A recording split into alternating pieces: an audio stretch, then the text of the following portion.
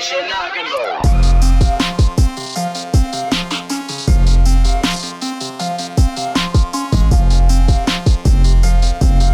And we're back. KTCR, Kill the Cat Radio. I'm Matthew Diabate. I'm your host for this episode, number 18. We're moving right along. We got a YouTube channel now. Get over there and subscribe to us. We've got audio essays, interviews, social commentary. Our Twitter is up as well. You could follow us at Kill the Cat Radio. KTCR is dedicated to talking to the most interesting and poignant folks locally who are out there making a difference. Our guest tonight is Taylor Patterson, a young urban professional making her way through the modern publishing world. So you modern writers out there should pay particular attention. But like any Kill the Cat Radio program, we veer off, start waxing poetic. We discuss the death penalty, immigration, the difference between the male and the female gaze, and how fashion, essentially, is a signal. Boy, if Taylor and I had enough time, we could figure out all the world's problems in one episode. Either way, come over and join us. Pour yourself a drink and cuddle in. And let's get this thing started. When's your birthday? April Fool's Day. Oh, yeah. No, my birthday's coming up. Like, wait, how old are you going to be when you turn whatever age you're turning? 34. What? You're an old lady now, Taylor. I know. What does it all mean? Did you enjoy your 20s, pain? though? Did you enjoy your 20s? I had weird 20s. What was going on in the 20s? Well, I was married for most of my 20s. I always forget about this. With the person that I was going to marry. You know, introduce yourself to the Kill the Cat Radio audience. I'm Taylor Patterson. I am originally from the South, from Georgia. You're Georgian as well. Yeah. And then so many Georgian friends. I moved around a little bit and lived on a farm for a while. Lived in New York for a while. You grew up on a farm? I lived on a farm for a while. What? I would have never taken you for a farmer. I'll have I guess you the overalls do make a I was the 4-H'er of the year for my age group in my county. I'll have you know. I was also in livestock judging and rifle club. Wait, you shot rifles? Yeah. You're good at ammunition and arms? I used to be. I'm not anymore. But what do you get into for work? I'm a book lady. I do things in the book world. Publishing? Not really. I do like the business side of it, so it's more like, supply chain, distribution, like that kind of stuff. Like, so just take all the boring, nerdy stuff about books, and like that's what I like to do. What's not boring and nerdy about book stuff? Facts. Even on the other side, you're working for this said company, and then what is your part of it? Sure, yeah. So normally, let's go traditional fiction, right? Because it's a little different for like textbooks and that kind of thing. Right. So traditional fiction. You write a book, you have this manuscript, you then go shop that around to agents or directly to publishers. Some people still take submissions. And then the publisher says, okay, I'd like to acquire this title. So they pay you in advance, hopefully, if you're lucky. Yeah. Usually not a whole lot, but sometimes a whole lot. They pay you or the writer? The writer. Give the writer something. The writer. So they get their... So the publisher will edit the book, both copy edit and substantive edits. They will have it designed or design it in-house, do all the cover work, put together the marketing plan. The cover, the galleys, whatever. These things. Get it printed, cool. and send their salespeople out to sell it to stores. Okay. Then you have to actually get the books from, a warehouse where it's been delivered from the printer out to stores and out to people that have ordered the books on Amazon and stuff like that. Yeah. And so that's kind of where what I do comes in. Because not every publisher has their own warehouse. So a lot of what I work to do is to try to level the playing field between the big publishers and all the medium and smaller size publishers, that they have as good of distribution and access to the market as the big publishers do. I mean, this is like usually people will think about books, they don't even think about this kind of job. Like, I mean, how does this job even exist? Like, when you were younger, you were like, I want to be an intermediary between giant publishers. Like, is this something, was that a young Taylor dream? I just liked the business of books. I was never a good writer. And I was like, well, I could go into publishing. And I was much more into kind of the whole holistic thing of it, every part of publishing, not just marketing or editing or something like that. I liked how it worked as a business because it's really different than like other consumer packaged goods stuff. Right. And because, like, books to me matter. My undergraduate degree in publishing at Oxford Brookes University, which isn't... Where's that? It's in Oxford in the UK, mostly. I spent a little bit of time in London. I worked at Harrods for a summer. Yeah. Do you ever want to go back? Nah. Not interested? No. I mean, You prefer our American brand of lifestyle? I found, especially like in the South, obviously not the north of England, that's a totally different beast, which right. I prefer, like, as a place. But in the South, I found the women kind of like too genteel, and I just didn't feel like I fit. In England? Yeah. And genteel? I didn't feel like I fit in. What do you mean by that? What do you mean by that? I don't understand this. I mean... Like, people tended to be, express their femininity in more traditional ways than I do necessarily. Okay. Like, for instance, when I first moved over there, I had short hair, I wanted to be Arthur Rimbaud. I wanted to be Richard Hell. Right, which is great. Well, I was 19 years old, and that's, I mean, hey. what I thought was cool. You people, it's cool now. Yeah. But when I moved over there, people literally would not believe me that I was a woman.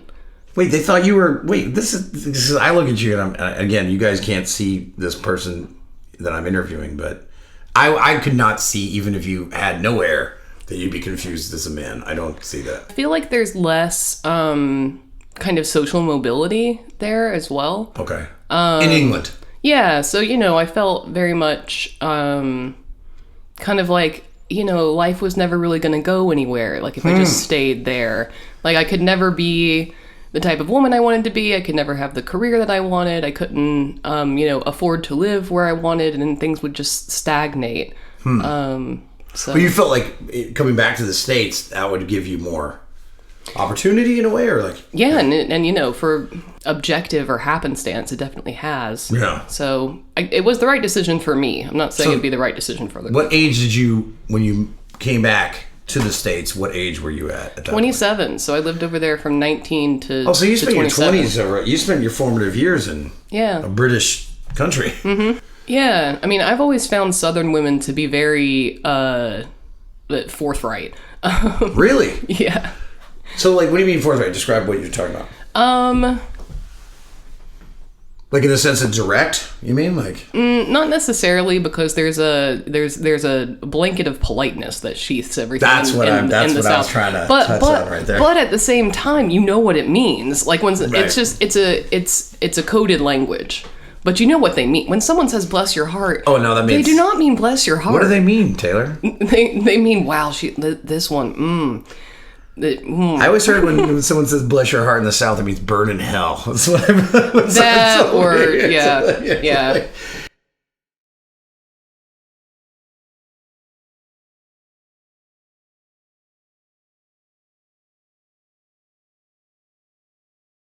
Yeah, but like in my family, my grandmother worked at a time where, it wasn't necessarily common for a woman after she'd had children to work. And what was she doing for work? She was a secretary in an office. Yeah. But I mean, this is Mad Men or before World War II? No, this would have been, she would have been doing this in like the late 50s and early 60s. Is she still with us on this planet? She is, yeah. Oh, wait, what? How old is she now? I think she's 94.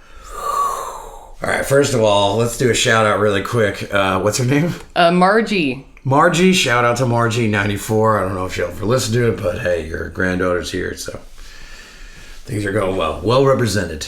But so she came from this era, and then you learned a lot from.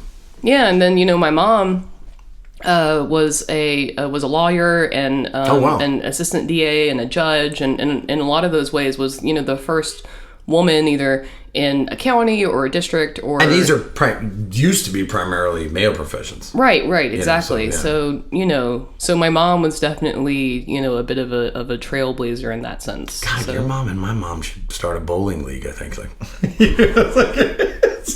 But you moved back from England, and then did you feel more comfortable here? Like when you came here, like what brought you to New York City? That's a real... Oh, so I spent, so two main things happened when I moved back to the States. One is I stopped working for publishers and I started working in kind of this field I'm in now in terms of like distribution. Okay, so that changed. Yeah, and a big reason for that is that I'm not religious. Right. And so, I wanted to move to Nashville because of it was good for it was good to be in Nashville for my ex-husband's work because he does lights for bands on tours and stuff. Oh, so he's a gaffer on audiovisual stuff. Yeah, in the UK we called it like a lampy. But was he British? Yeah. You married a Brit? Yeah. Both of us have exes that are from foreign countries. Damn immigrants. Anyways, just kidding. Yeah, all right. So you came back with him. Then was this express purpose with him to come back here and start doing stuff in the States? So we started dating my last year of university. And so, I was getting ready to come back to the States instead of getting a post-study work visa. And we just started dating and things were going well. And so I said, okay, look, I'll stay, but only for 2 years. And I want to go back to the States. I'm only going to stay and play this out. Okay. If going back to the States is on the cards at some point. Love is a terrible drug. He still lives in the States. He lives in Montana. Oh, now he's did you make him an American? Yeah, he loves the States. He loves the States. So you and me both also made people Americans. Yes. Man, we are converting people left and right. Fascinating. Anyways, all right, 2 Aries who made Europeans Americans. This is good. I like this. We're getting along famously. What was your ex-wife's sign? What was her sign? What was her sign? She was, she's going to hate me for not remembering. She was a Leo. Oh, okay. So, her, and no offense, Phil, on it, but, she wanted to make sure that her ground was worshipped wherever she walked. And so, I guess I'm a really bad participator in worshiping. I can worship a little bit, but not too much, How about your ex? What was he? Scorpio. So it was, always a spicy combo. Ooh, Aries and Scorpio are actually really good. I don't know if you ever heard of this, but the 2 most sexual signs are Aries and Scorpio. True. No, I mean, just that's you can look it up. I mean, anybody can guess this stuff. Not to get off topic, but this is kind of how Kill the Cat radio goes anyways. But they say that the Scorpio is most sexual because of the body, right? So everything's visceral, it's the flesh. Aries is always sexual in the brain. Ooh. So we can't, I swear to God, a girl could take her clothes off in front of me and I'll be like, all right, that's great. But if then she says, oh, do you remember in Crime and Punishment or The Gambler? And then suddenly erection for days. You know what I mean? It's me every time. I relate to this. Yeah. So all right. So you got a Scorpio. Yeah. So we, it wound up taking 5 years for us to get back. But, all right. But we got there eventually. Through all the foibles of and you moved to New York with him or Nashville? No, we moved to Nashville. Right. So I call Nashville the Goldilocks zone because it was more than 3 hours from my mother, but less than 5. Okay, Goldilocks zone. Okay. And it was perfect for his career, and then for mine, there were lots of publishing houses there, but they were all religious. Really? Oh, of course it's the South. What are we talking about here? Of course. And a lot of them have codes of conduct and stuff, I'm too. Smoke a cigarette. Yeah. Are you good with it? Yeah, of course. Oh, can I have one of those? Yeah. Oh, thanks. They have codes of conduct and stuff where, you can't be seen drinking in public and stuff like that. And I was like, well, I can't work at one of these places. So I started working at, a company that does, distribution and publisher services and stuff like that instead. That's right there. I think. And what was great about that is I found that, when you work for a publisher, sometimes it can start to feel like a sausage factory because you're... What does that mean? Oh, you're just putting the stuff together. You're churning out a book after a book after a book because you have to keep releasing. Right. You have to keep... And so much of your work is focused on front list. So, you're doing kind of similar or the same things over and over. And for some people, that's great because they can hone and perfect their craft and that kind of thing. For me... No. So what, you didn't like that? No. So what I loved about going into this side of the business is I worked with so many different kinds of publishers on such complicated problems that I found it much more enriching. You found a place to actually use the mind you have. You're like, okay, I can put my skill set to this.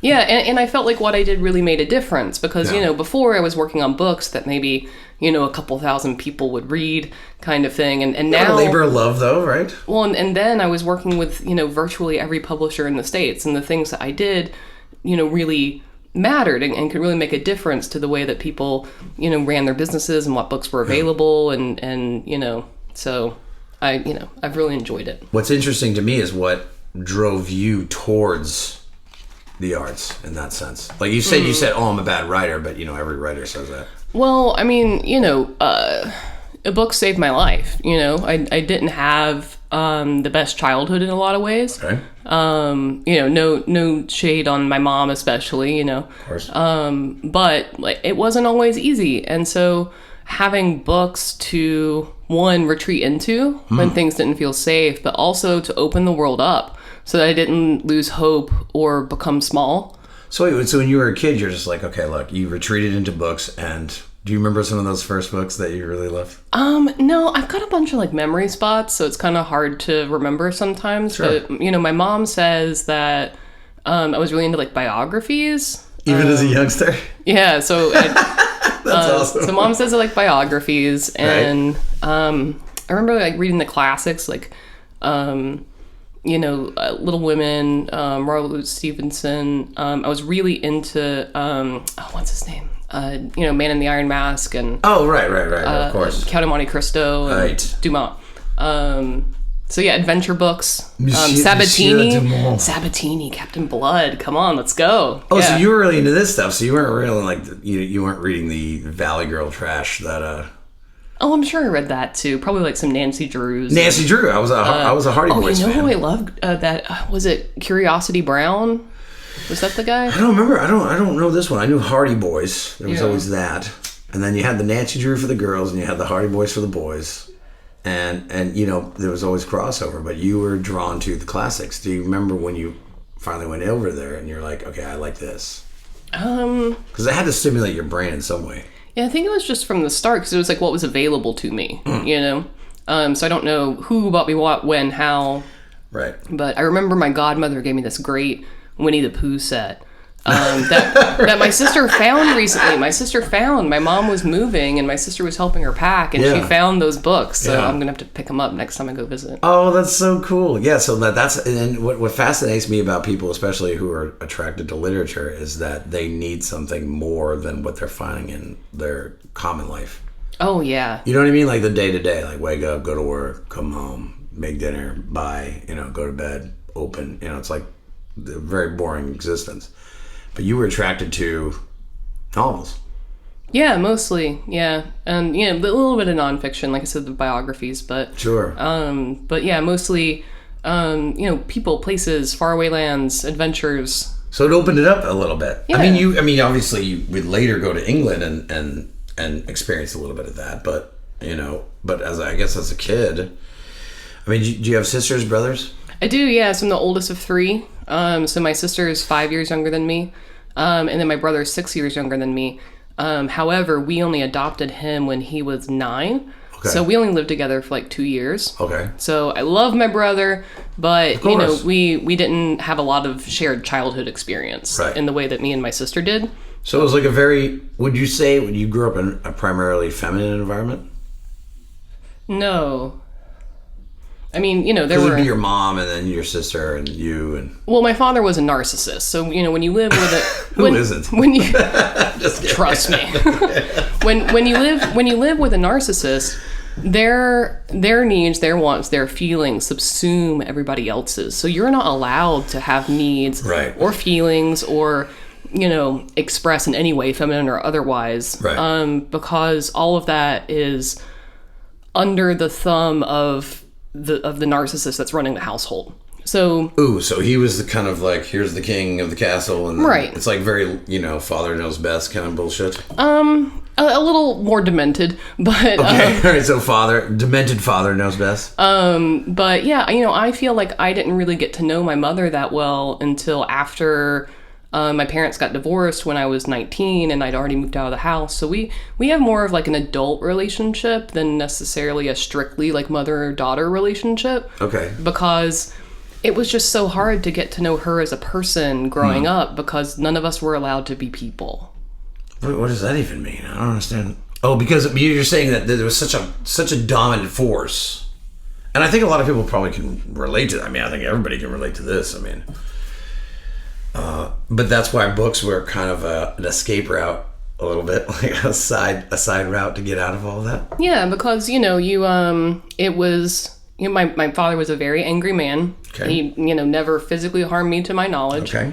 But it was an extremely emotionally abusive household. Right. Okay. So there's a lot of bad stuff being thrown around. Right. Yeah. Literally sometimes, but usually not. Oh dear Lord. Oh no. Yes. But yeah, so I learned that staying small and quiet and out of the way was the way to be safe and protect myself. Oh wait, the quiet woman. Theory. Yeah, and so reading was a way, one, for me to keep myself safe and not draw attention, sure. And two, a way for me to find a safe avenue to dream big and go places. And I love that. Yeah. To me, I mean, the last person we had on this podcast was is a great writer. He wrote 8 books, but it's interesting to see people who are attracted to literary stuff.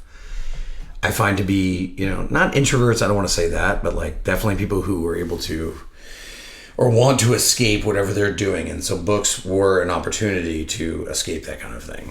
Yeah, definitely. And like I said, to just dream of more than what I had access to. Right. And then, so when you started, I mean, did you ever want to, take up the pen and try to join that weird club of writers? I've written a few things. I've taken a couple of classes, but it's really like pulling teeth for me. And I think a lot of that has to do with my own inability to fully access my feelings. Right. I can talk like this, Sure. I can intellectualize my experience. But I have a very difficult time being present, noticing things, feeling things in my body, identifying my feelings, processing them. So that's something that I'm working on now. So who knows, maybe later in life I might have something in me, but I think this is really important that you were saying, is acknowledging your presence. And I guess if you do grow up with a big personality like this, and I think a lot of listeners can absolutely relate to you in 5 seconds when they hear you talk like this, is having that kind of, I don't want to say unhealthy because I don't know. I'm not a psychologist. Oh, it's very unhealthy. Oh, was it? Okay.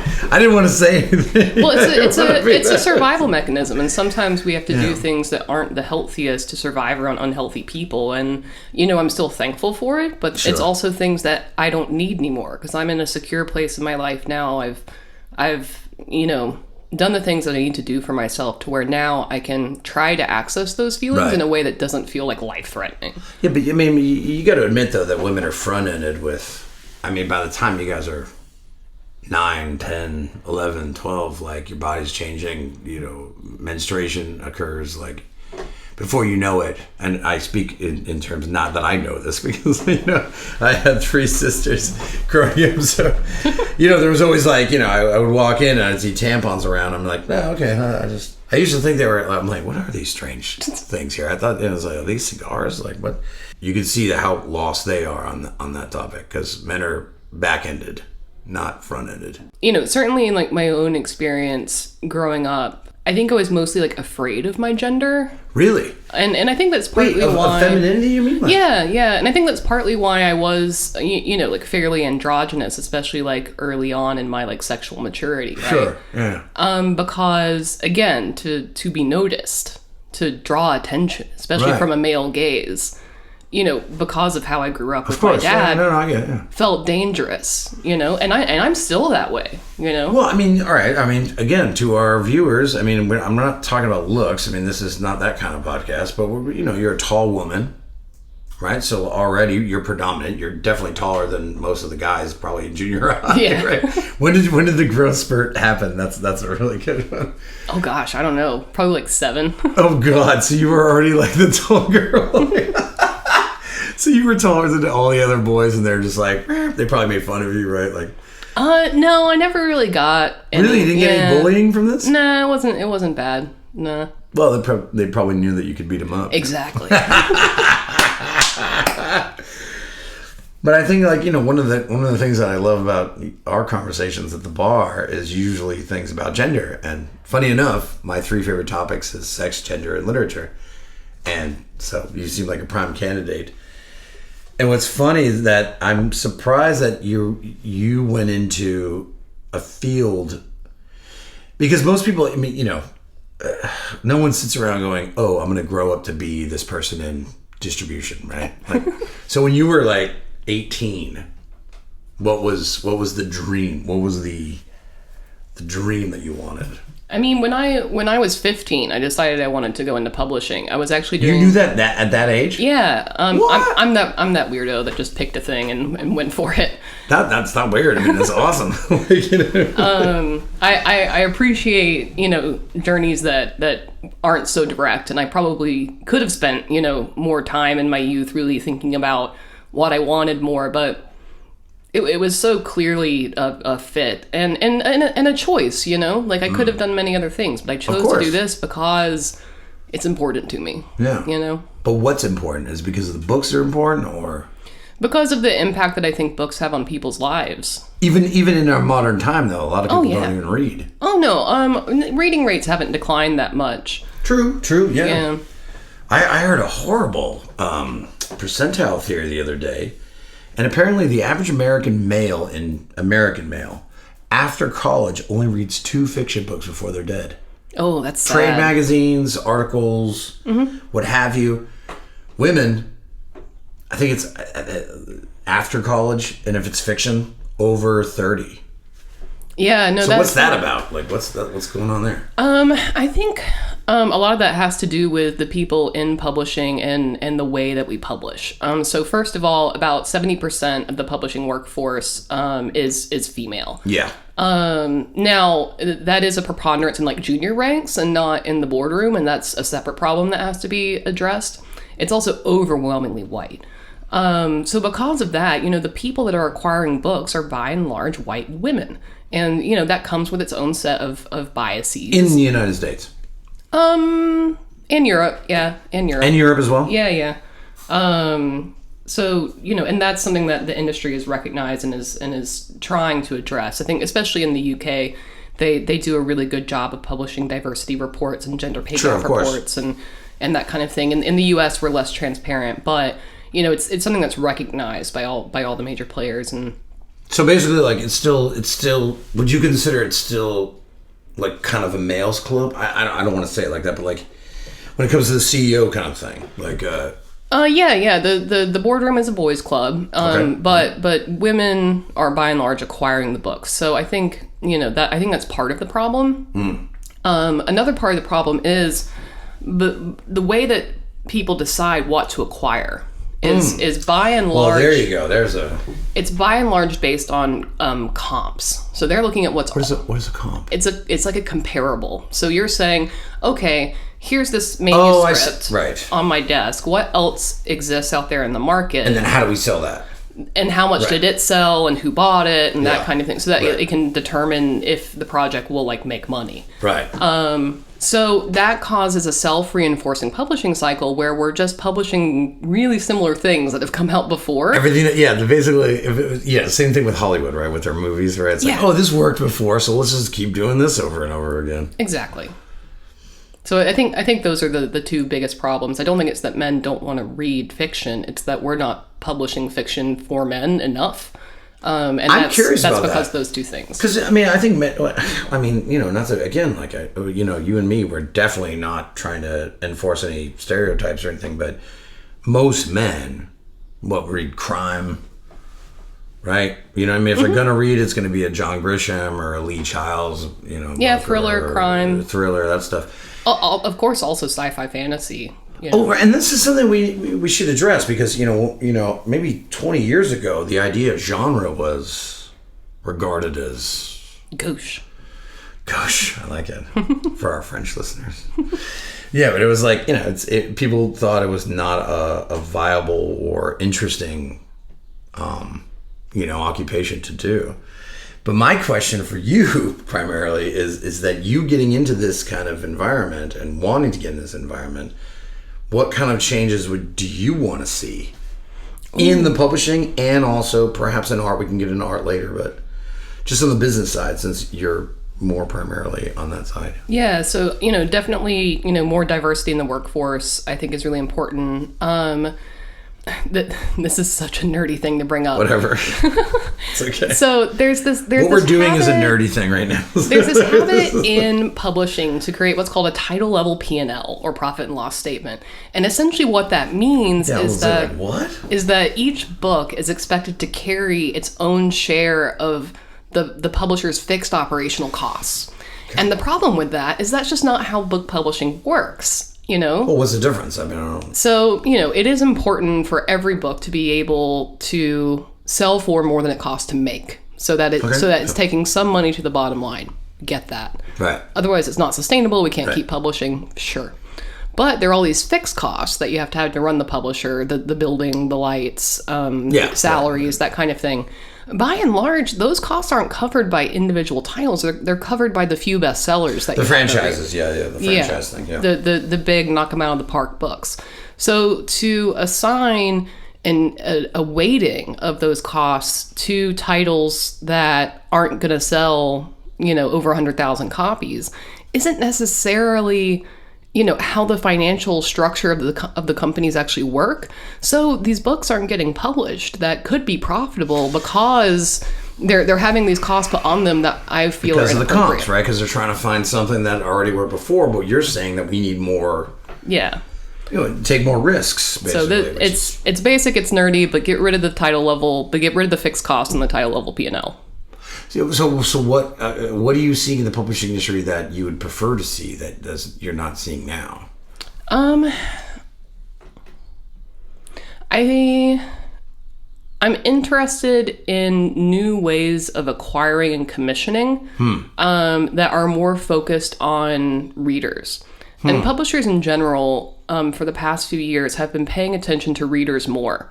Because if you think about how books used to be published and distributed, it was through bookstores. So publishers didn't have relationships with readers. No, you're right. Exactly. No, you're right. They were B2B companies. Yeah. And so increasingly, because finally a couple years ago, more books were sold online than anywhere else. That makes it a much more B2C value proposition. So publishers are getting better at listening to readers, paying attention, looking at reader data, looking at general consumer interest data, and then trying to meet those needs.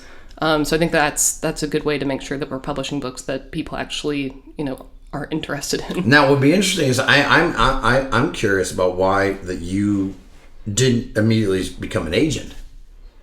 Oh, I'm not. Because you seem like you want to, help the writer, help get things out, expand diversity. I'm interested in why that you haven't pursued that yet. And I say yet because I think a couple of things. One, being an agent is such a relationship-driven job. And I do much better with operations, with things, with tweaking the way that the machine and the business operations and the organization as a whole runs, so that we're supporting these kinds of things rather than that like one-on-one relationship with the author or one-on-one relationship with editors. So you'd be better on that side of trying to figure out how to change the already system that's in place to make it a little bit more accessible. Yeah, exactly. But how do you do that? For instance, internet's definitely changed things. There's, someone told me once as a writer to think outside the box, right? Don't think in the normal structure of things, but you're in the structure trying to navigate this. Yeah. So, for instance, there have been changes in not only printing technology, but distribution technology in the last 20 years or so that now make it so that, one, no book ever has to go out of print, because used to... Oh, right. Exactly, right. Yeah, used to you'd have to do what's called an offset print run, minimum of like 3,000 books. So books would go out of print all the time because there wasn't enough audience to buy 3,000 of them.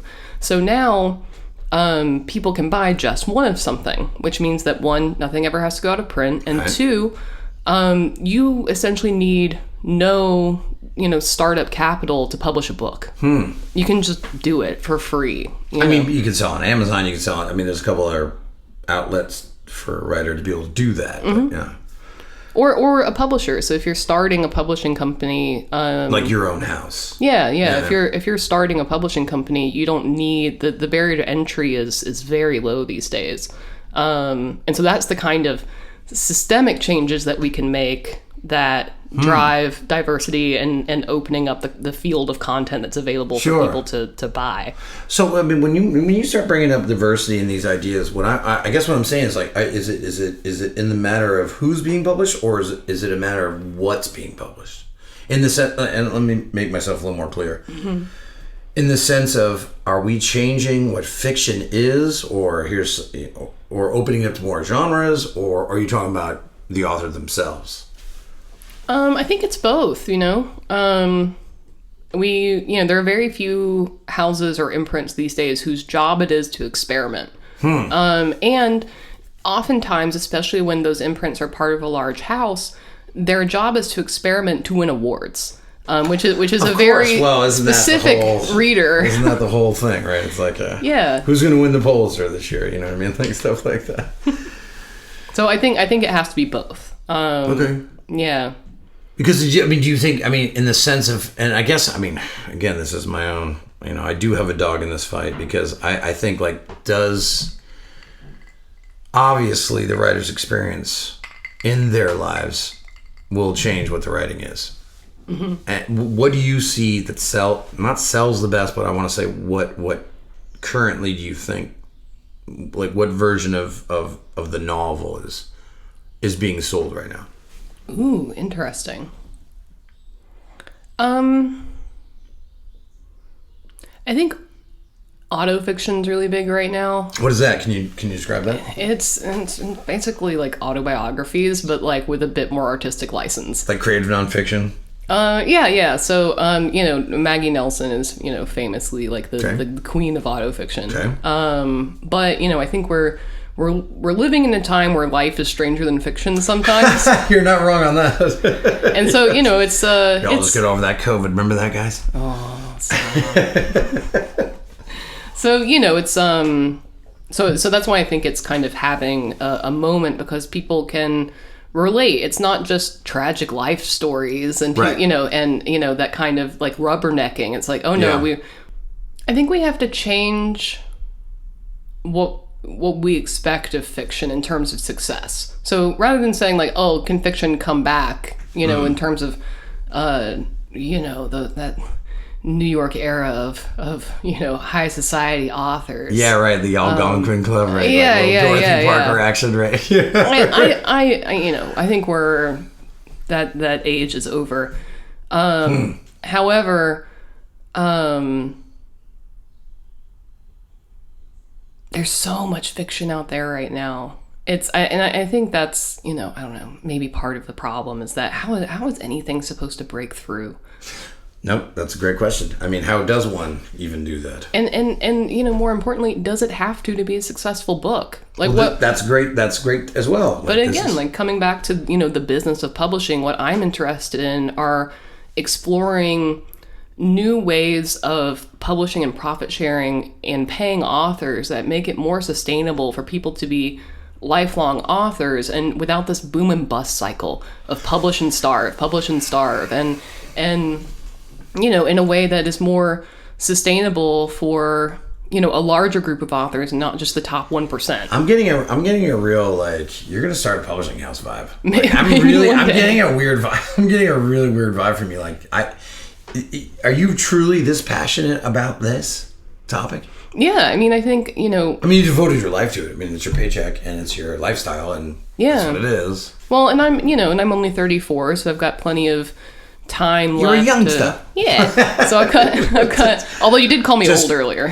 Oh yeah, she's an old lady. Guys, she's super old. She's 1,000 years old, all right? Just, So, I think I've got, plenty of time in my life to kind of... But I'm getting that vibe from you. Yeah, it's in, to be frank, and I've talked to people at the bar about it before, where, kind of coming up with a new financial model that's fair to authors and more sustainable, is really interesting to me. And we'll be right back. 2, 1.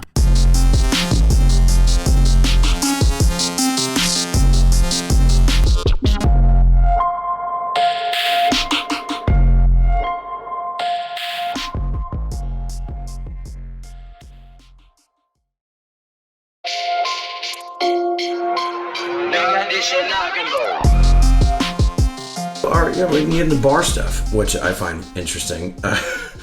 Not that you're a drinker, but I am. You admit it openly on tape. What? Of course. Yeah, but like I think like what? I mean, a lot of people they, when they get home from work, they're like, okay, I'll go out and have one.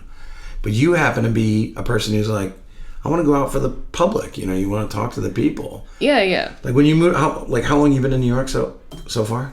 Just in September. So like. Oh my God, you and Isaiah have the best luck in the planet to like stumble in the gym. Isaiah was saying. Oh no, I chose it. It was very intentional. No, but how do you even know that stuff? Like, and that's so. I had such a hard time when I first moved here. Did you find New York to be,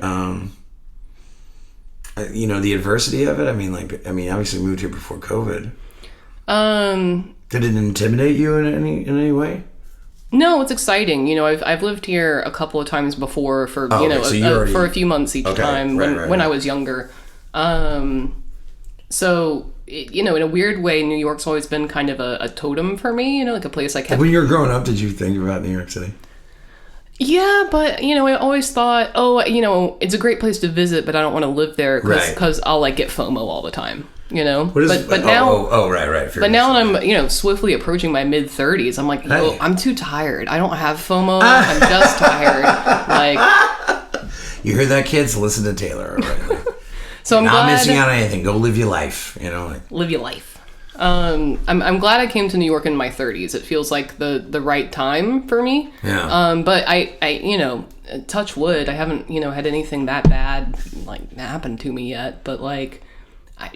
It feels like a fish to water, hand in glove. Like it feels like home, and I don't want to leave. You got to admit it's different. Like you got suburban life, right? Which I know well. Look, if I never go into a strip mall Target again, I'll be happy. Yeah, right.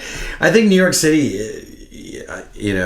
has this sort of pull on people. I think Judah Freelander, whatever, I saw him do some comedy. He said, "Hey, so in your small town."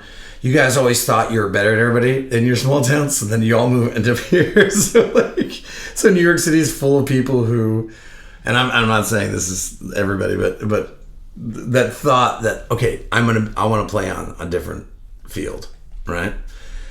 And unfortunately, because of COVID, I think New York took a big hit. Mm-hmm. Most bodegas are not even open 24 hours anymore. Yeah.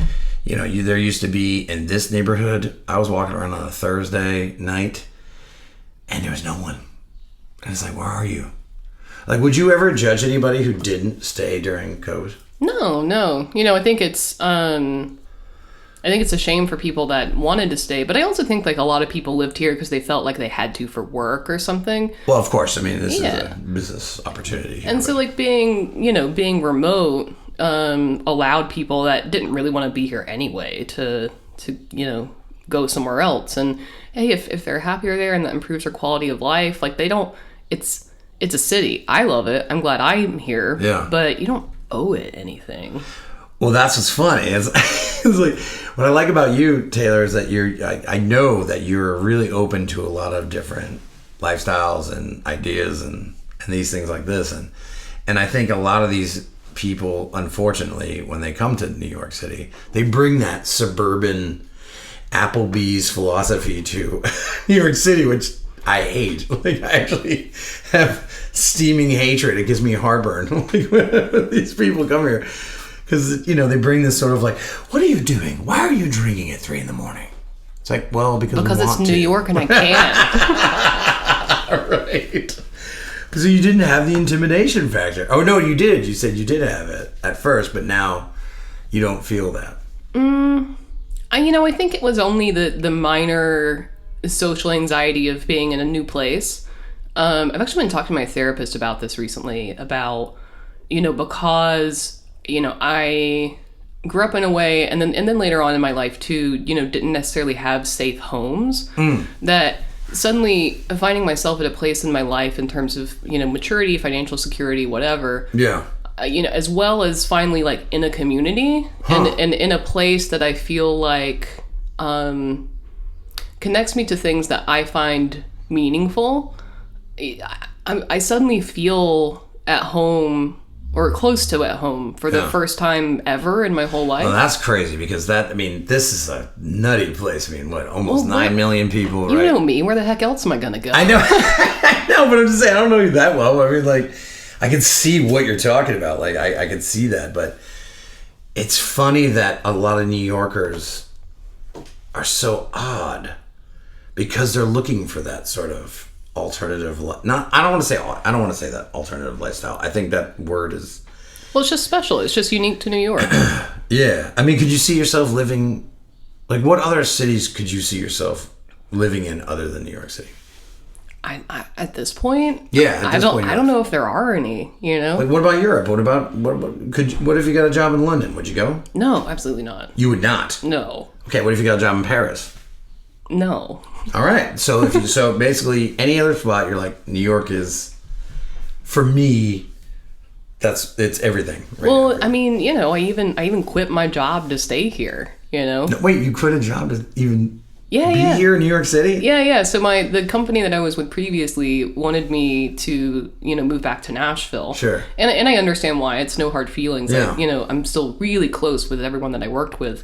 But for me, it was important to my mental health and just general happiness to stay here, you know? What's so odd here, too? Like, you got to admit, it's pretty open, compared to, I don't know, where I'm from, you know, no offense against Rhode Islanders, but they're still a little backwards. I think it's still 1989 there. It's like, they don't have the big hair anymore, which I miss, but, you know.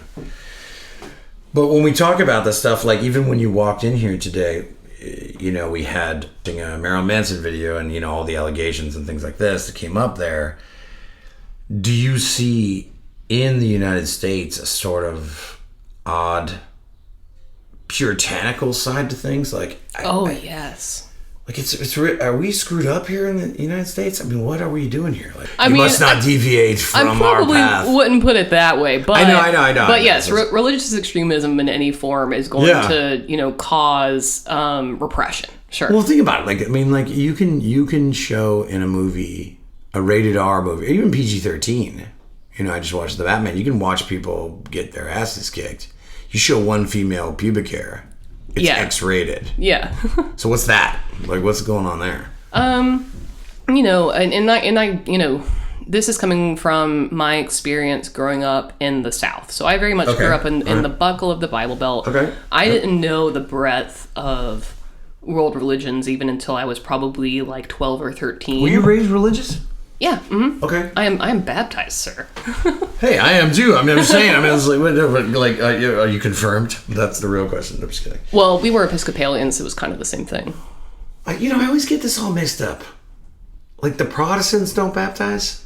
What do you tell me about? Okay, so maybe you can help me with this. Some branches of Protestantism baptize at birth. Some think that you have to wait. So the Episcopalians are one of the ones that you can only do it during confirmation. You don't do it at birth. So what makes a Episcopalian, just for, because I'm an idiot when it comes to this, and maybe our viewers, some of them are idiots too. So we don't know the difference between, what is the difference between Catholicism, Protestantism, and Episcopalian? What makes Episcopalian? Okay, so you know, I'm gonna screw this up. It's okay. It doesn't matter. It's all right. So Protestantism happened way back in the day when Martin Luther put his like edicts on the. So that was the original, you know, like Catholic Protestant split, and the, you know, the founding of Protestantism. Right. And so in the States, a lot of our religions are offshoots of different types of Protestantism in Europe, particularly the UK. All right. So Episcopalianism is kind of the American version of Anglicanism. Explain. Basically the state religion of the UK. Okay. All right. Because the Queen is still the head of state and she is ordained by God bless the Queen. Westminster. So she God and country. So technically speaking, the Queen of England is considered the representation of God. What? And if that's what God looks like, I mean, I didn't realize God was a blue-haired weirdo. But you know, I mean, you know, if you want to boil it down, though, like Episcopalians like tambourines, Baptists like singing too much. Methodists are just kind of normal. She's racy, folks. She's racy. She's getting canceled. And Protestants, want to make it to the restaurant before the Baptists do, so that they don't have all the seats taken. You are hilarious. That is the best. But no more religion for you, though. No mas, huh? Like, what, straight atheism, or like? Yeah. Since I was about, I think around 14, I kind of decided that. You're like, there's nothing. Yeah. So, all right, you're sitting right here on North 6. I'm not going to give you guys the address because I don't want you guys to kill me. On North 6 in Brooklyn. Okay. You're telling me there's no God.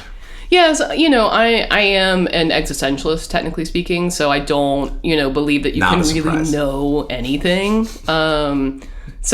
But, when you talk about what you believe... Right. And so I try to come to the question with that perspective of, like, I'm not talking about objective truth. Well, what do you believe? There's no objective truth? So what I believe is that there's no God.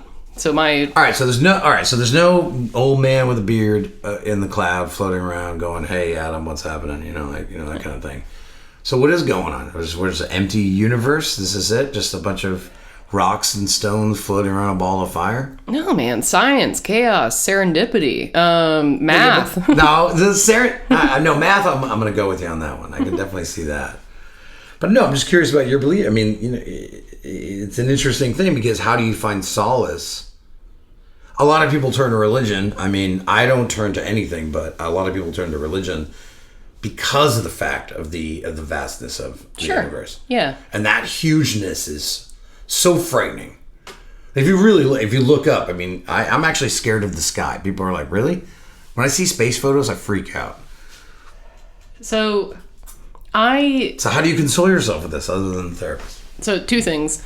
One, when I was having to reckon with the idea of death, when I kind of made this decision for myself and then was like, topic. But then I'm going to die. Then what? Well, what are you going to do then? Yeah, exactly. So I read Slaughterhouse-Five. Oh, man. Mr. Vonnegut. And then, it just really kind of clicked for me. What a great guy. The whole, so it goes thing. So in a way, you're kind of, so you go with the flow, right? So it goes. Mm. But nothing else? Nothing, what about morality? What about all this stuff? All right, do you believe in the death penalty? No. Okay, but what if someone murders a kid? Then what should they do? Like, what should we do with them? Okay. These bizarre murders. We're gonna come back to this. However, so the second part of my point was that I find a freedom in smallness. To be large, to have meaning, to be important, lays on me a burden of representing a morality or a sense of goodness or something that I did not choose for myself, but that, society or some book or, whatever have this is coming off kind of Buddhistic. Yeah, sure. Yeah. Well, and there are branches of Buddhism that are atheistic. At least one, but anyway. No, but it's coming off as Buddhistic, though. Like, you're saying, like, let's take... Okay, so we can think of all these larger things, but in your personal life, Ms. Patterson, you're like, hey, the simpler the better. And no. I like the absurdist nature of it. The idea that there is no objective meaning, so thus I am free to create whatever meaning I want. That's so existential. And it's not important. It's a folly. But damn, it's. Can I curse?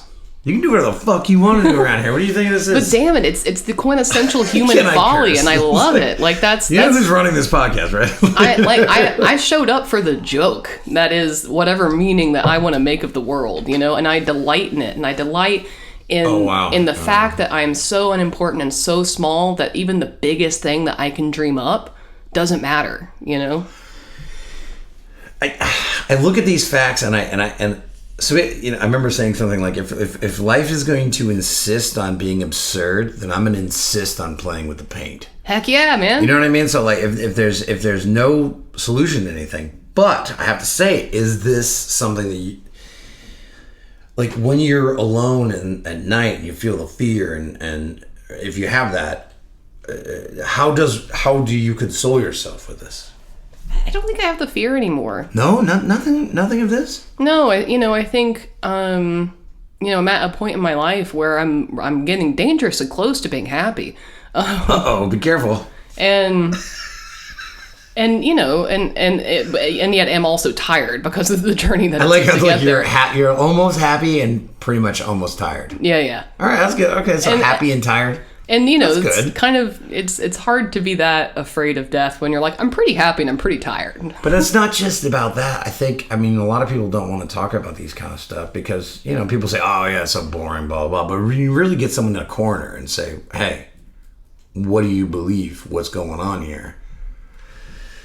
I mean, you come off as incredibly humble. So let's go through a couple different things. We don't have to talk about anything specifically in politics, but to me, so death penalty, no. Yeah, because again, it's really hard to, not believe in objective truth and then say, okay, but we're gonna have this really final solution to. Well, what if the person was proven to molest children? What do we do with them? Well, so that's the other thing. Is what is the goal of the criminal justice system, right? That's a great question. Is it to prevent recidivism, so to prevent other crimes from happening, or is it to punish? And I certainly don't believe that it is to punish. You don't think a criminal justice should be to punish? Yeah, no. I don't think that it should be the government's job to be an arbiter of morality. So what about vigilantism? Is that okay? Like, in what context? The government is not going to do it. Like, back in the old days, like, we had a tribe of citizens, right? And you had this one bad apple, whatever, and he keeps going around being rude or horrible to the innocent. The tribe would take them and dispose of them. Again, I think it comes back to recidivism, right? So if the purpose of the criminal justice system isn't indeed justice, but it is to create, the safest society possible, right? Then, especially murder is the least. It's the least recidivistic crime there is. We get nothing out of killing someone that killed someone. It's so rarely happens again. So you're saying, okay, so officially you're like, okay, we don't need the death penalty because why would we do that? But what do you do with the killer? But I mean, I think the goal should be rehabilitation. Okay. Yep. Especially, like I said, for something like murder that is so, so that, like I said, one of the least recidivistic crimes there is. So, that has a lot more to do with trying to address the circumstances in which it occurred. Whether that's a domestic violence situation. Well, there's that. I mean, think about that, right? Or, an armed robbery kind of situation where, there are things contributing that, to this circumstance. It's not just this person in a vacuum and they have to be taken care of and, taken out. But should there be some kind of law and order then?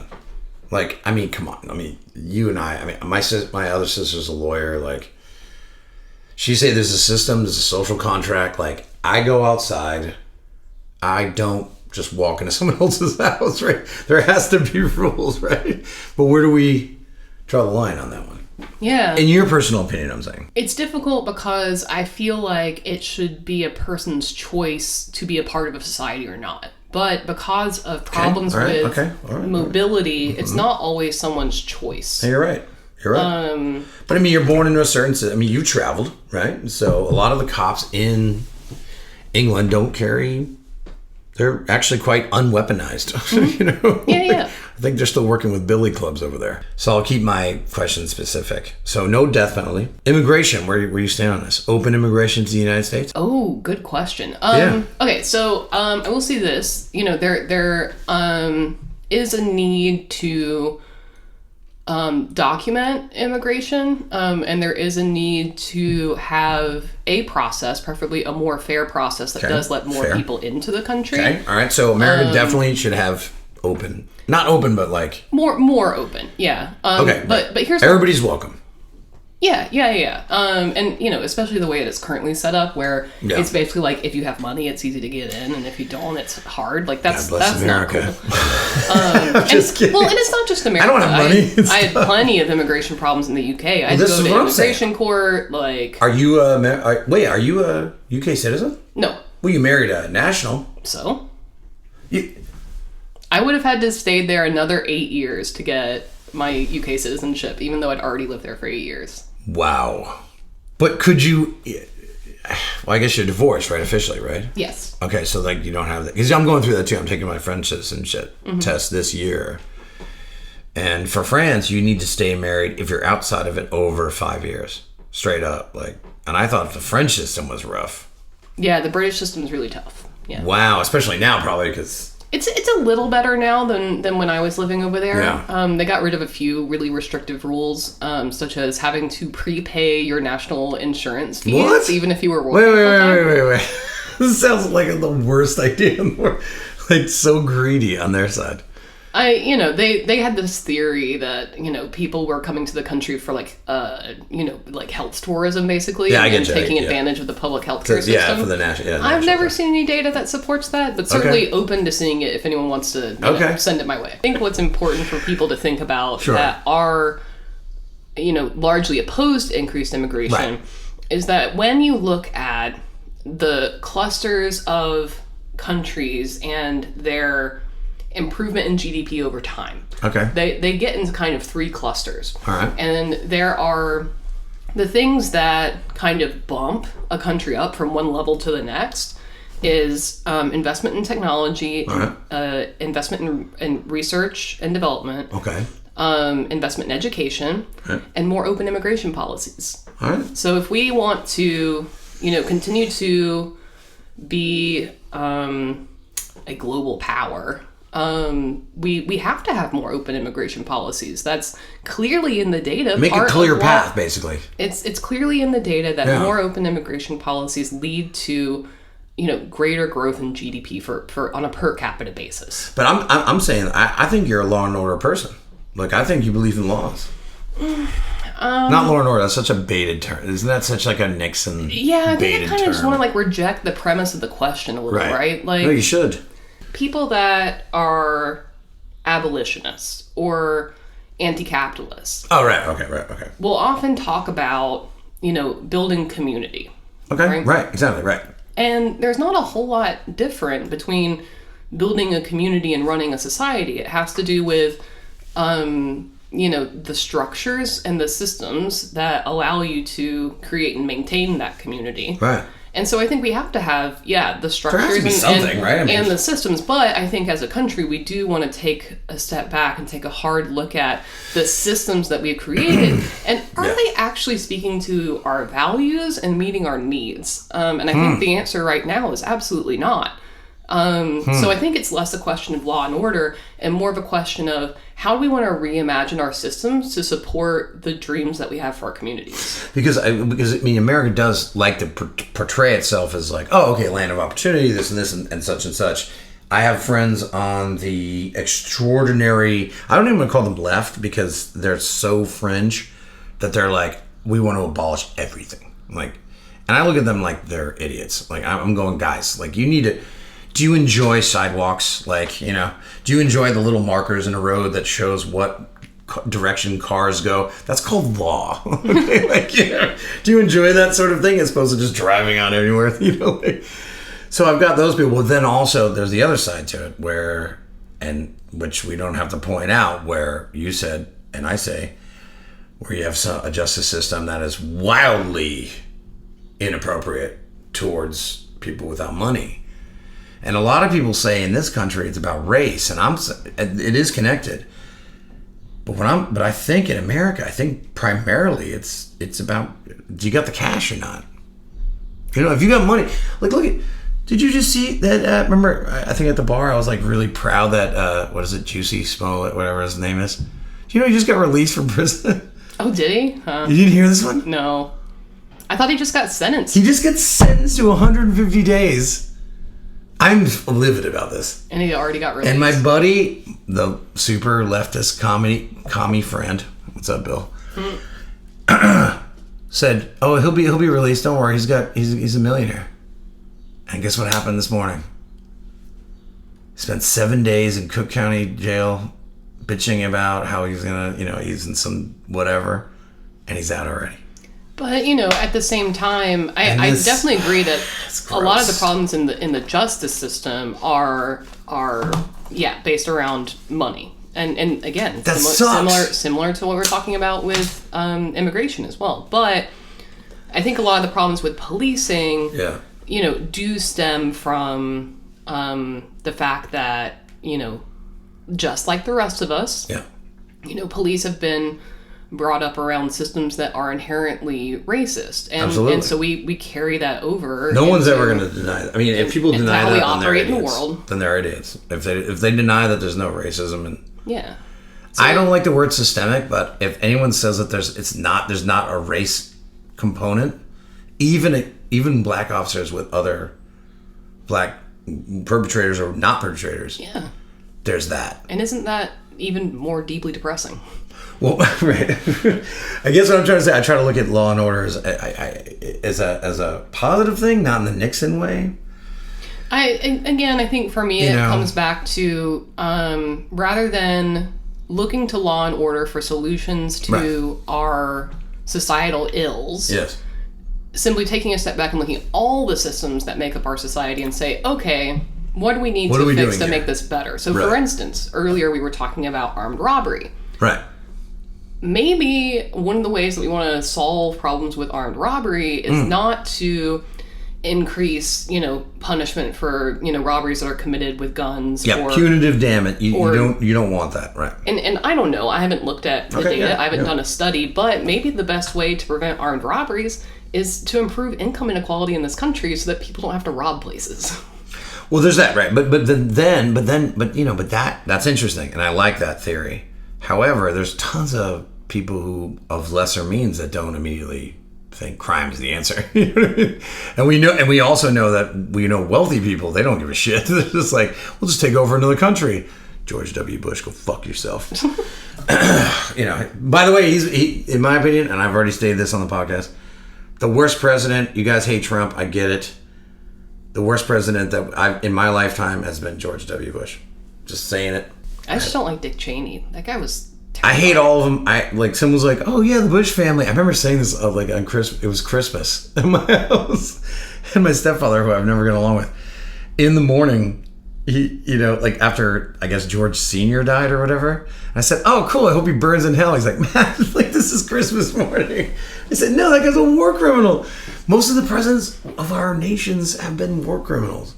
If you think, I know maybe you're not a political person. I don't know. But the other day, and the other time at the bar, but also the other day, when you said you wore a longer dress, or maybe I don't know how to. Is it a dress or a skirt? It was a dress. Yeah. Okay. All right. And you said, "Oh, if I do this," can you clarify what we're talking about? Yeah, so tell me. Yeah. Okay, tell I was, it was finally warm enough that I could break out a dress. I was going to an arty drag show. Okay. So in getting ready, I decided that the move was to look aggressively bisexual by wearing this long dress that buttoned down the front. It was a black dress, right? Yeah, black dress. Yeah, okay. Buttoned down the front, very 90s, very cool. Yeah, you're right. But with a giant sweater over the top, right?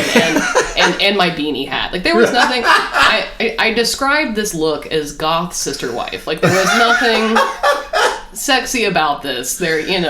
Oh my god, that's hilarious. And yet, for some reason, all night, everyone felt the need to keep commenting on what do they say? On my exposed calf, my 2 inches of exposed calf. So we are puritanical.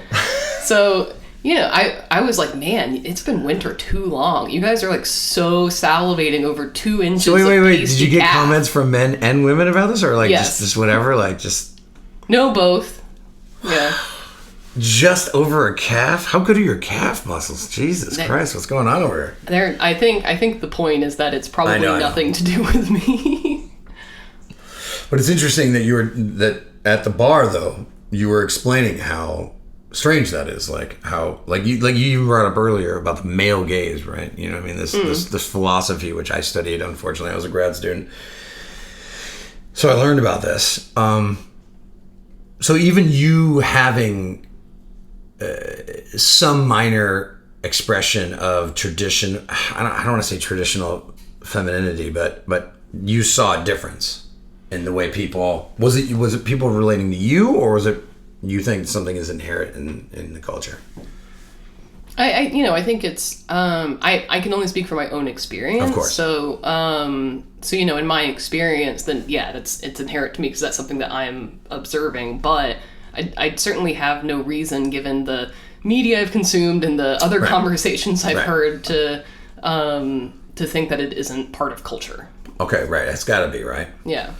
So, like, I've been trying to dress better. I wear sport coats, right? Mm-hmm. And in my spare time. And when I'm not being a bum serving you weirdos drinks, I actually try to look really good these days, right? And I notice it's almost scary to a point where when I wear a sport coat, just with a t-shirt like this, and I look like shit, right? And slacks, and, slip-on shoes, people treat me differently. Mm-hmm. Are we that petty as humans? Like, it's suddenly we just... Like, would you ever try to challenge these things? Or have you tried to challenge these things? Especially as women. I feel like how you present yourself and fashion in general are just another form of communication. Right, you're giving signals. Right, exactly. The fact that we don't necessarily like the way some of those signals are read, such as when I lived in the UK and people thought I was a boy. Right, well, that's a signal, right? We didn't have a choice, like, as an individual, right, to say, okay, either I can change the signals I'm sending out to get a better reception. Right. Or I can just keep doing it and, convince people otherwise and try and change society. Which one is it? Is it attempt to change? I mean, like... I think that's a personal choice that we all make, when we put on clothes for the day. Yeah. Is, which of those do we want to do? Well, all right, so we brought up the male gaze before. Do you think there's some, like, a female gaze? I mean, women... Oh, yeah, sure. Women they look at what they want. They see what they want. They find it attractive, whatever. My curiosity is like, why has the male gaze been so judged? As opposed to a female gaze. You see what I'm saying? Yeah. So I'd like, especially, obviously... I think genders aside, I'd like to hear your opinion about this. Yeah, so I think there's nothing wrong with the male gaze. It's just a perspective. The problem is when it becomes dominant in society and there's no room for the female gaze in literature, discourse, film, whatever. Right. And I do think that some of the main differences are when it comes to the male gaze, it's... more based on the visual. It's visual, right. Whereas for the female gaze, the classic example that I always love is Hot Priest in Fleabag. She's having dinner with her family, and the priest comes to dinner for that, from the church that her family goes to. And I think it's something to do with her sister. Anyway, the priest comes to dinner. And so that kind of kicks off this, like, tense romantic relationship between them, which, there's the push and pull of their physical desire for each other and the way that they, speak to each other, the way that their minds interact, as well as, the taboo of the fact that, like, he's a priest, right? Which has both, the connotation of, he's not allowed because he's a priest, but also that he's an authority figure in the community. The female gaze is on him because he's unattainable, or... No, the female gaze, it's considered a good example of the female gaze because he's not a traditionally attractive guy. Right, okay, all right. So it's not a visual, it's about what's going on. And he's not dressing sexy, he's dressed in, like... Dressed like a goddamn priest. With the white collar and everything. Right, But it's the interplay between the two characters and the taboo of it all, and the complications of, like, her own character and why she finds this relationship kind of purifying because of her own problems with kind of killing her best friend a little bit. Okay, we don't want to spoil anything for It's been several years. Spoiler alert, guys. But yeah, there's this amazing scene where she's in the confessional booth and she's breaking down a little bit, and he opens the curtain on her and tells her to kneel. And it's just dude. Whoa, wait a minute. Yeah, but don't you find that to be in any other like, what if it was like the boardroom, and it's like, kneel. I mean, that's a whole different thing. But why is that different than, like, one would be we would find disgusting, and the other one? Well, so first of all, it's written by a woman. Okay. All right. So it depends on who's doing the art. Yeah, it does. It. Okay. Yeah. Okay. It's the kneeling because it's a religious trope is innate to the taboo, right? Which she's willingly participating in, know. Right. I think too, because he's a priest, the power dynamics in that situation aren't as strong as, like, an executive and his employee. Yeah. Where, like, you know, she depends on him for her livelihood. Yeah. You know? So, I see. Oh, I get it. You're a victim of the patriarchy just like the rest of us. No, but I'm not a victim of the patriarchy. At all. Yeah, you are. Why would I be a victim of the patriarchy? Well, like, the other night, not to get us off topic, but... Yeah, the other night, you know, you were talking about, you know, how, like, men get in more, like, physical fights. True. But that's just the other side of the same coin. It's not the patriarchy, you know, doesn't exist because I get in more fights. That's just the other side. But I guess my only pushback would be, well, isn't there a dark side to the female aspect as well? Yeah, well... Like, what aspects of that, what would you consider, like dark female energies? I don't think it's about energies. It's about when our systems are not representative of their communities, that bad things can happen. Whether that's, you know, not representing racial diversity, class diversity, gender diversity. Of course. You know, that's where bias creeps into our systems, you know, inadvertently, you know. Absolutely. Sometimes inadvertently, but a lot of times inadvertently. Yeah. So, yeah, I think, you know, anytime that a system is overly weighted to not represent the community, bad things can happen. Right. Sure. I'm just curious about what you just did, like, you know, if you go back to Greek myth, right? Like, I always think of Medusa. That's like one of my favorite myths in the world. We all know how she became Medusa, right? Do you remember this? She was like the most beautiful lady in the world. Yeah. And apparently she was a warrior for Athena. Mm. And she was raped in the cathedral of Athena, you know? And because of this, she was cursed by the god. She was raped by Neptune, which is, it's like, okay, this is totally... Now, this is some toxic shit if you think about it. Like, you're a lady, you're raped by another god, but the other god women will curse the human woman for being raped and then make her have snakes for hair. Yeah. I think the toxicity of masculinity is so obvious.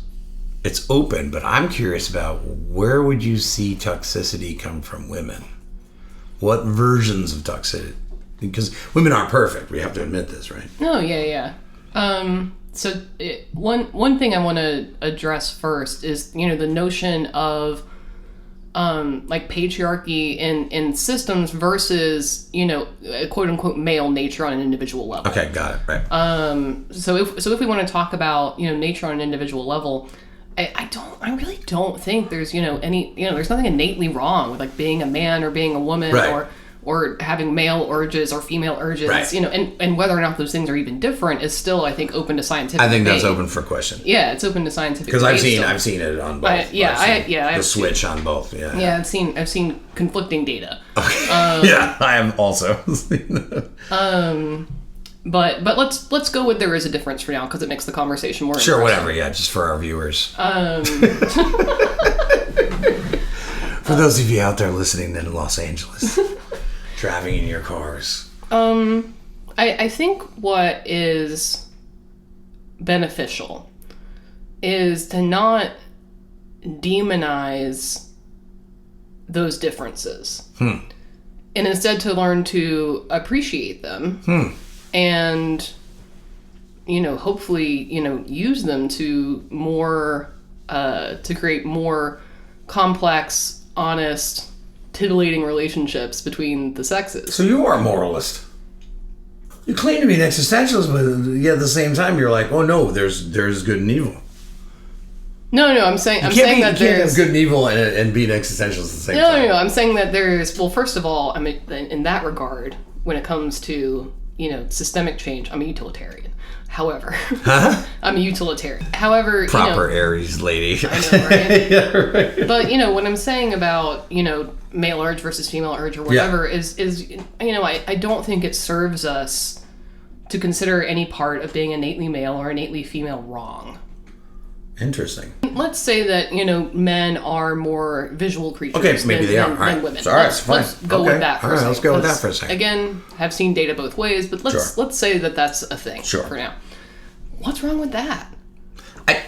I mean, hey, I'm over here, but there are people that may, you know, in our current climate, would tell you that there is wrong with that. I think they would say male is bad, everything feminine is good. We must destroy right? The future is female. Does that sound inclusive to you? But no one can argue about the past problems. But thank God, and I really think the biggest thing, and this is from my mother talking. She said the biggest change in my life was the birth control pill. Oh yeah. Because that was the moment that women were like, "Hey, I don't have to just be with you." You know what I mean? Like, I'm not just here as your carrier of, of your child. It changed everything, and I think we've been struggling. I think the whole feminism and masculinism thing has been really fucked up since, and not in a bad way, but right. Yeah, it was. I'd argue it was more fucked up before. No, it was way more fucked up before. Yeah. But I'm saying I shouldn't say fucked up. I meant confused. Well, I think part of it, too, is that happened around the same time that we started seeing more women entering the workforce. Absolutely. And so when women were able to have their own money, own property, be independent from men. Right. As well as because of the decreasing purchasing power of wages. Right.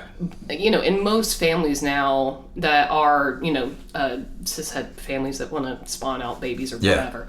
Both partners have to work. Yeah. And so to live here in this United States, yeah. Yeah. And so that really changed, the whole dynamic of the nuclear family. Yeah. Which, had been going on since the early stages of agriculture. Right. Which, again, comes back to property ownership and settlement rather than in nomadic cultures. Where things were a lot more equal between the genders, as far as we know. I mean, we weren't there, but as far as there was definitely, I could see, and I try to explain this to a couple people, is if you look at it primarily from a just a straight up Neanderthal way of looking at it, in the sense of, okay, so you have warring tribes, men have to fight the other man, they got to kill them, right, to protect hearth, whatever, and so women went to agriculture, Oh, no, that's not how it went. Well, how did it go? Wait. Okay, so... What did I get wrong? I'm not a sociologist, sure, I'm not an anthropologist, yeah. But here's my understanding, right? Perfect, let's do it. Is that, when societies were more nomadic, it was much more equal, and, there wasn't a sense of, women taking care of the home or the cave or, whatever. Or whatever, yeah. Everyone was responsible for getting enough food, for sharing in child rearing, and there wasn't a sense of a couple or a nuclear family. It was these communities in which survival. In which everyone was expected to contribute to the survival of the community. Yeah. And there weren't so much divisions along gender lines. Then when we started, settling land and getting into the age of agriculture, that's when we had to create an idea of ownership. And because agriculture and the way that we started doing it more heavily favored people with upper body strength. Of course. That was kind of the beginning of male dominance. Sure. And that's why men were considered, the land owners. And then and because they owned this thing, they wanted to be able to pass it down to their progeny, which meant that they needed to have, one partner that they could prove that, this is my kid, this is my wife, this is my land. This is brilliant. And that's why I want a tattoo of a plow. The end. No, first of all, not the end. This is the best version I've ever even heard described like this. They don't teach this shit in school, I'll tell you that much. No, but the idea of that, but I guess what I was trying to say before all of that was simply because then, if you did have that, and you did want to pass things down, or whatever, and protect whatever property you had, other people were going to come over and say, well, I'm just going to take that from you, right? And they're going to probably do it violently. And then when we do take it, we're also going to take your wife too, or your woman, and we're also going to take the child daughter and kill the male. So there you go. That's the origin of toxic masculinity. But you see, but I don't think it's necessarily toxic in the sense of Yes, is it evil? Absolutely. But that's why I wanted to bring it back to the idea of morals and having, because at that time there were, like if you look at like the law of Hammurabi, right? That was the first time when people were like, okay, so instead of just killing you, we can actually do business, and this is probably the birth of business. Without murdering you, we're gonna, so I don't have to kill you and you don't have to kill me, and my family's cool and your family's cool. And that's what we would consider civilized society in that sense. And I think there's a lot to that. Instead of, what did Thomas Hobbes say? Like, if we didn't have that, life would be short, brutish, and... Wait, what is it again? I don't Thomas Hobbes? No, he said something in the Leviathan. It was, life would be brutish and short, basically. If we didn't have these ideas of common, like, okay, you do your thing, I'll do my thing. And the law of Hammurabi is the first one, and this all started, not ironically, but in Persian lands, and first place also algebra and mathematics, and these ideas. So we didn't have to live like a bunch of animals, if you will. That's where toxic masculinity. I mean, do you look at a male tiger who killed another one? Is that toxic? It is what it is. I mean, I'll admit that, I think I in some ways idolize like a pre-agrarian society. Sure. Because, to my mind, it's the, with the exception of, select cultures around the world, they're very much the exceptions. The only time that, we didn't have a male-dominated society. Sure. However, describing that as brutish, I think is, especially coming from Hobbes, coming from that perspective of the Neanderthalic caveman existence, which really doesn't, to my knowledge, describe how things were, and two, short. And I think that largely because of religion, we fetishize longevity, whether it's in our lives or in our relationships. That's fascinating. I've never even heard anyone speak like that. It's amazing. And so fetishize longevity. Yeah, and so, for me, I try to focus on, okay, what do I value? And for me, I don't value longevity. I value happiness. I value curiosity, kindness, intellectual growth, being exposed to new things and new ways of thinking and new ways of expressing myself. And that's what I get up every day for. That's it for this week. More to come next Friday as KTCR continues its mission to stay curious and to stay talking. So until next time, I'm Matthew Diabate. This is Kill the Cat Radio, and we are signing off.